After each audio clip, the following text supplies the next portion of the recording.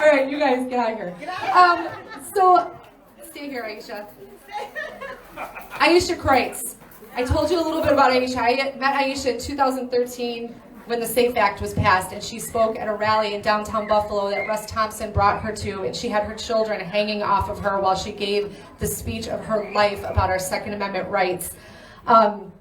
She has been a steady source of encouragement and motivation, and she doesn't get a lot of it in return. And I see she's a homeschooler. She filled in at our homeschooling co-op. She drove all the way from Medina every week to teach math to our kids. She's a wife, mother, friend, warrior, daughter of the King. Ayesha has been implementing and working for the Frederick Douglass Foundation for years. She's given her life for freedom, almost very literally.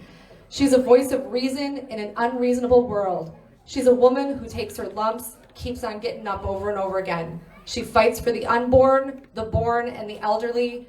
Small groups are blessed and honored to have her on their side. You'll never find a better advocate for the people, and I am so honored to call her my friend.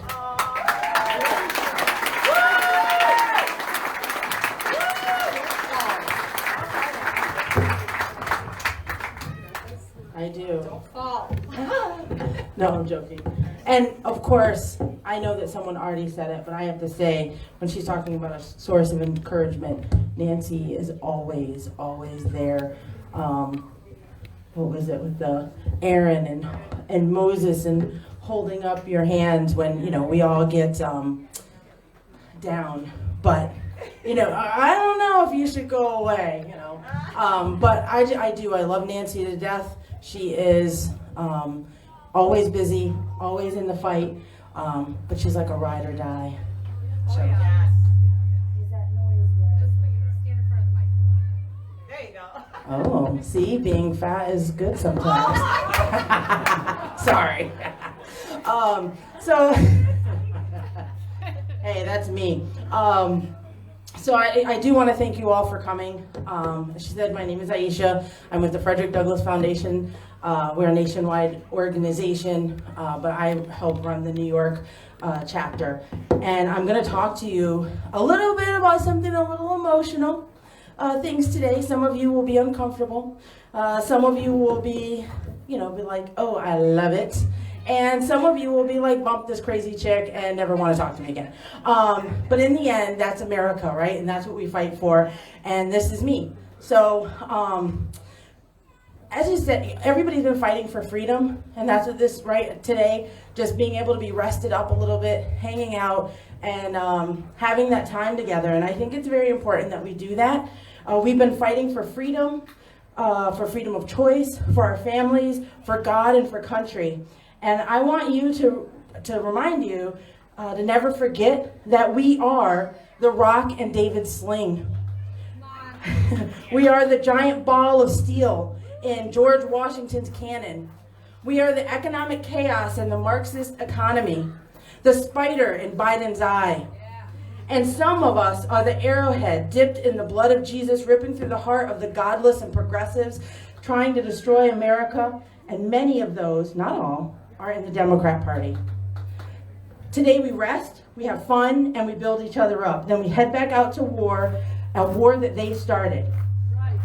My husband likes a writer named John Ramirez. He was a former Satanist, number 3 witch in all of New York City about 20 years ago, and he became a Christian.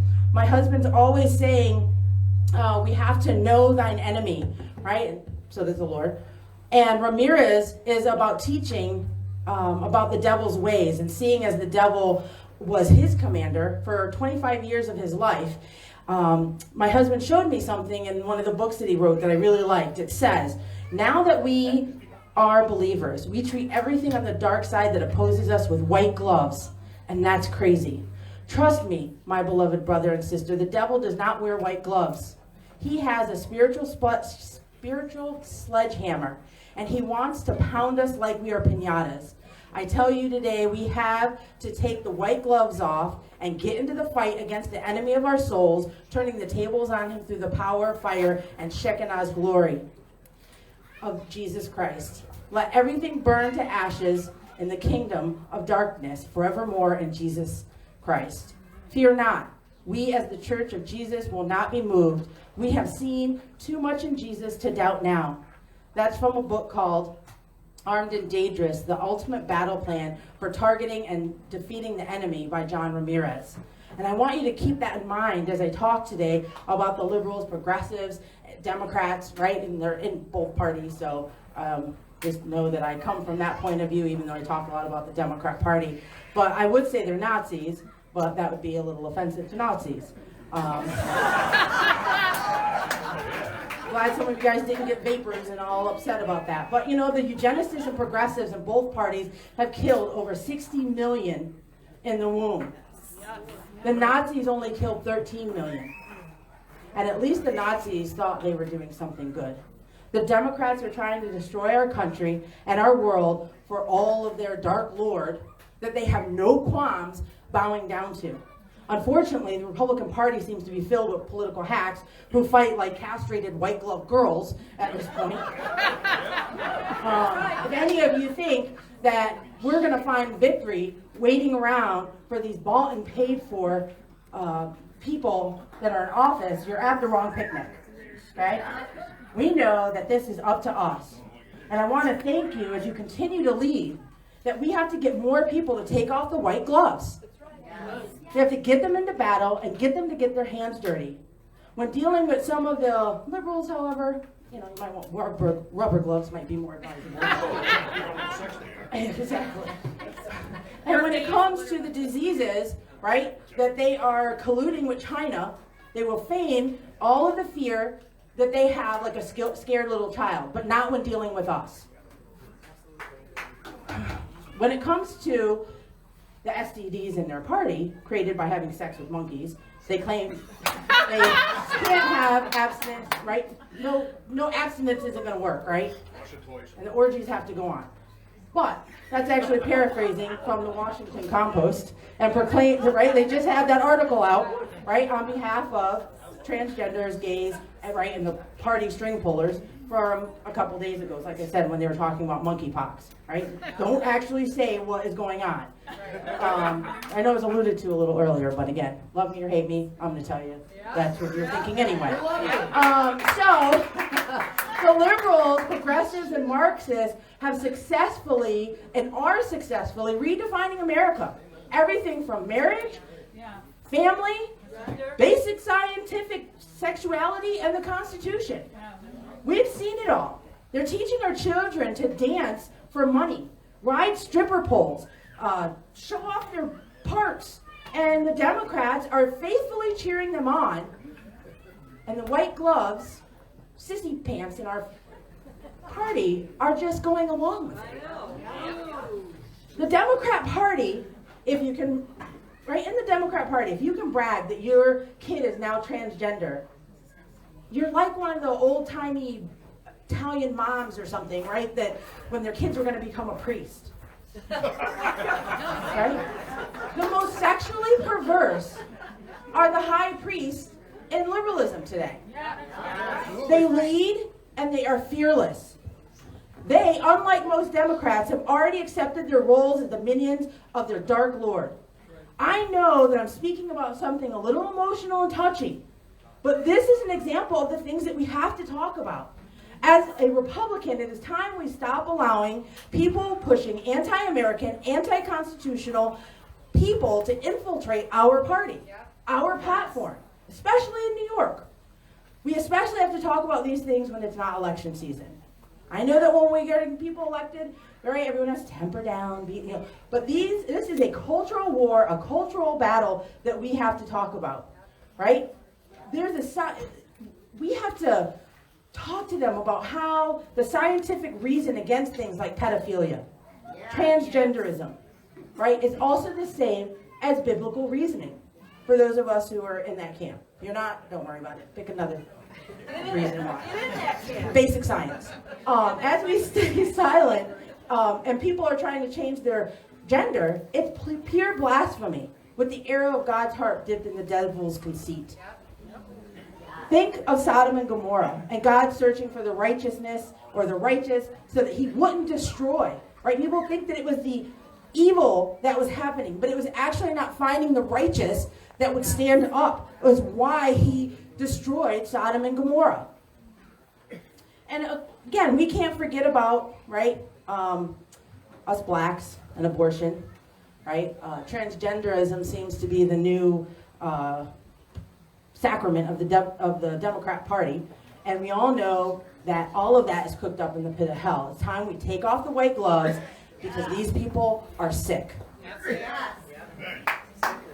is sick. But don't begin to think that this is the first time they've turned to the devil for their sacraments, right? We can look at how all of these slippery slopes from gay marriage to, again, well, first it was locking you up because you need the vaccine, right? But again, camps, how the slippery slopes just all continue to happen, right? And the Republican stooges in New York just voted to make part of the Constitution gay marriage, which is blasphemy. I'm obligated to love my fellow man. I'm obligated to die for my fellow man. I'm obligated to die for my fellow sinner and to love you and to die for your opportunity to live the way that you want to live. It's none of my business. But I'm not obligated to honor blasphemy. Things like marriage is an institution created thousands and thousands of years ago in the Torah. It's the first social contract God gave man and woman. Marriage existed before the United States, before the Constitution, and the gutless Republicans need to be slapped across their face with a hot pizza or something, right? I mean, like, they've been joining with this Democrat cesspool that we see going on here.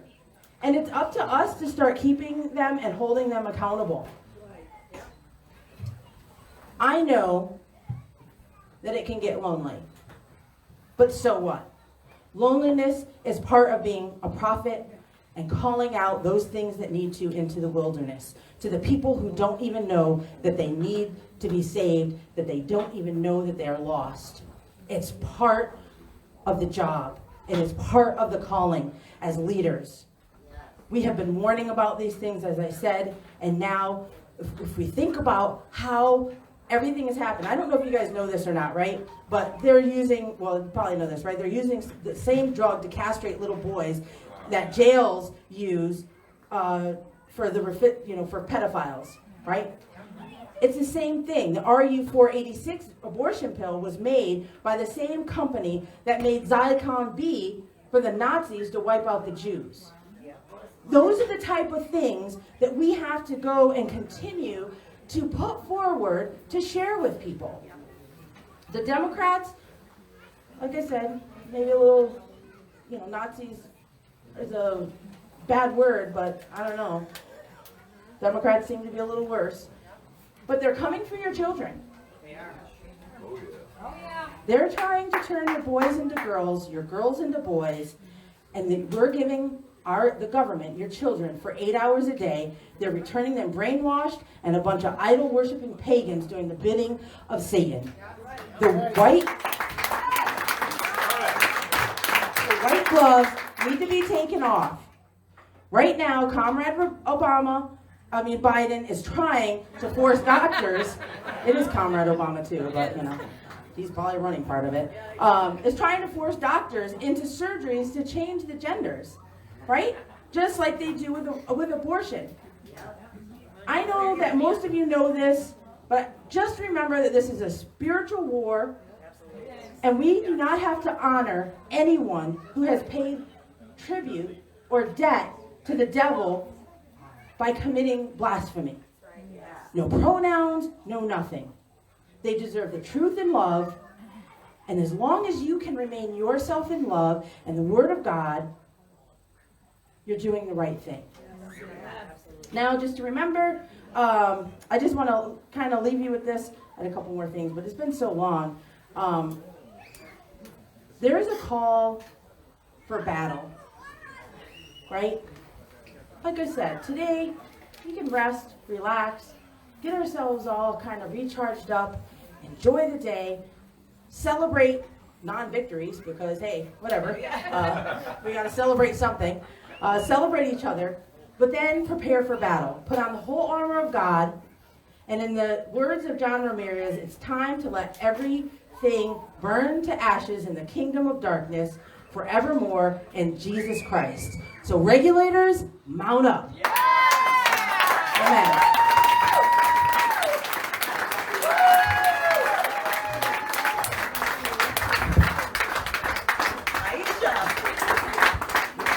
Is that working again? Okay, yes. Love Ayesha. Anyways, there's two things I wanted to touch on. The New York Citizens Audit. There's a woman, Tressa, am I pronouncing that correct? Yes. Over there, did you want to say something about what you're doing over there? Yeah, okay, that's fine. And then also, Andy Goodell, I wanted to bring him up before we close this out to let him say a little something. And then we can just get to the festivities. Enjoy the food. Please, everybody eat. There's so much food. Kevin will play some music, and we can just enjoy ourselves. And like Ayesha said, let's just celebrate each other. Let's celebrate waking up every day. And